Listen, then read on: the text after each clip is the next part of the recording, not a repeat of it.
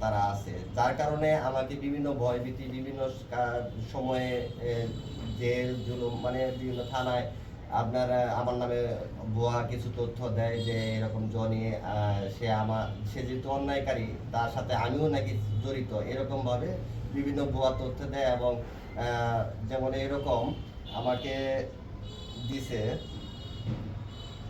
যেমন টাঙ্গাইল এক rehab centre থেকে আমাকে ধরে নিয়ে গেছিল, সেটা নাকি আমি নাকি নেশাগ্রস্ত, এরকম ভাবে সে আমাকে ভুলভাল তাদের বুঝিয়ে আমার তুলে নেওয়ার চেষ্টা করছিল, তাতে ওইখানে ব্যর্থ হয়েছিল। এবং এটা হলো আপনার মার্চ 2017-তে। তারপরে ভুয়া ডিবির আরেকটা, যেহেতু আপনারা অনেকেই জানেন যে এটা ভাইরাল ফেসবুকে এবং বিভিন্ন চ্যানেলে পত্রিকায় দিছিল, ভুয়া ডিবির একটা মামলায়, যেমন চন্দ্রা এটা প্রতিশ্রুতি নিরাময় কেন্দ্র। তো এইখান থেকে 21/5/2022 আমাকে নিতে আসছিল।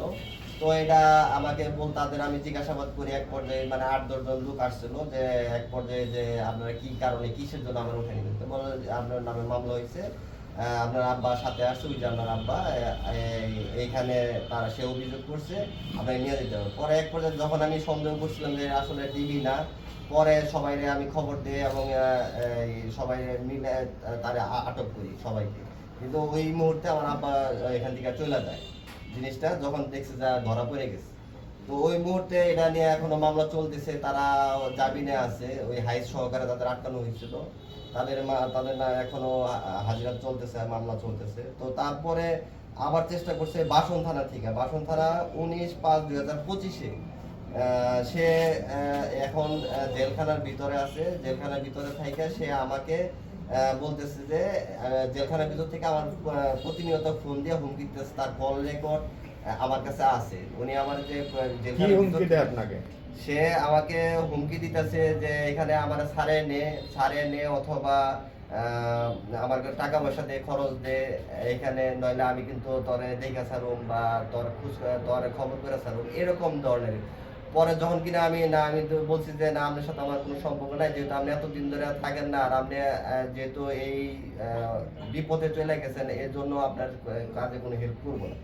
তো যার কারণে বাসন থানা থেকে 19/5/2025-এ আমাকে সে ভিতর থেকে ধরে দেয়, ভিতরে ধরে দেয়। তো তারা অনেক ভালো, কোন ভিতরে থেকে ধরে দেয়? সে জেলখানার ভিতরে হবে, জেলখানার ভিতরে থেকে সে আমার নাম বলে দেয় এবং যার কারণে আমার ভিতরে নিয়ে দেয়, বলে যে জনি আমার সাথে সম্পৃক্ত, জনি আমার সাথে আছে। এরকম নাম কি? আমার নাম, বাবার নাম আজহারুল ইসলাম, আরজু, ডাক নাম আরজু, আজহারুল ইসলাম। তো 19/5/2025-এ সে আমাকে নিয়ে যায়। তো তারা বুঝতে পারছে যে যেহেতু বাপ ছেলের এরকম একটা দ্বন্দ্বের কারণে, যখন এলাকায় দেখছে যে তারা তো 22-25 বছর ধরে আসে না, যখন খোঁজ খবর নিচ্ছে জানছে, ওই দিনের ভিতরে তারা অনেক ভালো মানুষ, তারা ওই হিসেবে আমার ছেড়ে দেয় ওই দিন। তো আসলাম আবার সুন্দরভাবে আমার ব্যবসা বাণিজ্য চালাইতেছি। তো এইখানে তার রাগ এখনো কমে নাই, রাগ না কমার কারণে শিবপুর থানা থেকে শিবপুর থানা থেকে 24/6/2025-এ আবার আমার ওই থানা থেকে আবার আমার নাম কমপ্লেন করে যে জনি আমার সাথে সম্পৃক্ত। তো যার কারণে 24/6/2025-এ আবার আমার নিয়ে যায়।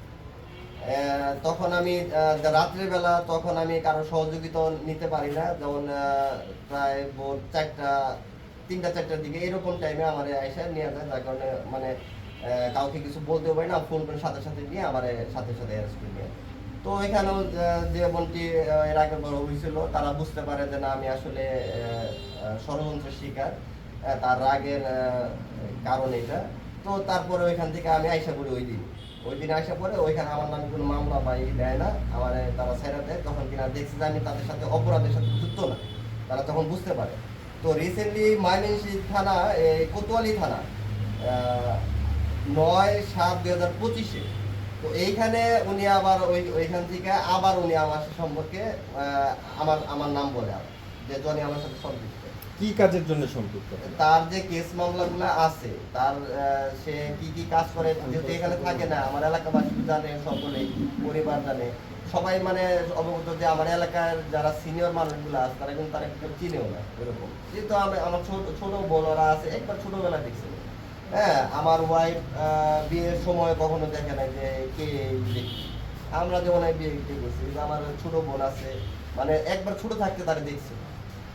হ্যাঁ কি মামলায় হাজতে আছে? এটা মামলাটা এটা সম্ভবত একটা গাড়ি নিয়ে বাইরে আমি আপনাকে বলি আপনার বাবা কি আসলে আপনার বাবা কি করতেন? আমার বাবা মূলত এইখানে